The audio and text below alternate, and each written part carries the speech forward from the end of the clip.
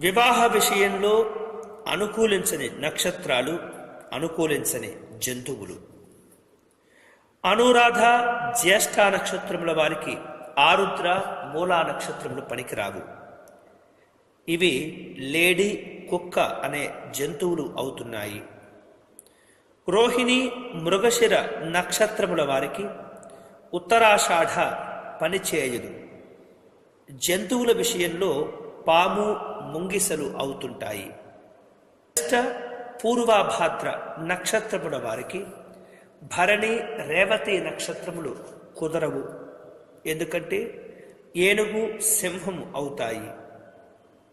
ఉత్తరాభాద్ర నక్షత్రముల వారికి చిత్త, అలాగే విశాఖ నక్షత్రములు కుదరవు. ఎందుకంటే అవి ఆవు, పులి జంతువులు అవుతాయి.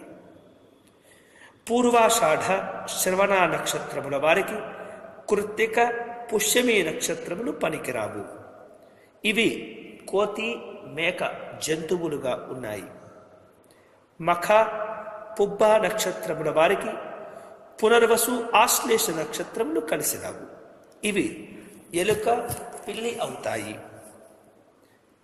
ఇక అశ్విని, శతభిషముల నక్షత్రముల వారికి హస్త, స్వాతి నక్షత్రములు కుదరవు.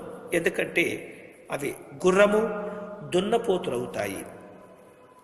అయితే వివాహ విషయంలో కొంతమంది పులి, మేక అయినట్లయిన విరోధమంటారు. అది తప్పు. పులి, మేకలు విరోధ జంతువులని ఎక్కడా కూడా చెప్పి ఉండలేదు. లోకమున పులి, మేక అనే ఒక సాధారణ క్రీడ కలదు. కావున ఆ ప్రకారంగా కొంతమంది విరోధం అని అంటుంటారు. ఇది పొరపాటు కావచ్చు. కాబట్టి ఇప్పుడు చెప్పిన ప్రకారంగా విరోధ జంతువులు కానీ, నక్షత్రముల వారితో కానీ వివాహం చేయటం మంచిది. కాబట్టి ఈ పైన చెప్పిన నక్షత్రములు వదిలివేసి మిగతా కాంబినేషన్స్ జాగ్రత్తగా సరిచూసుకొని, లేదా మీకు తెలిసినటువంటి పండితుల దగ్గర చర్చ జరుపుకున్న తర్వాతనే వివాహ పనులు చేసుకోవటం మంచిది. ఈ వీడియో వెంటనే మీ స్నేహితులకు షేర్ చేయవలసిందిగా ప్రార్థన. అంతేకాకుండా మా యూట్యూబ్ ఛానల్ దర్శనం టీవీని సబ్స్క్రైబ్ చేసుకోవటం మర్చిపోవద్దు.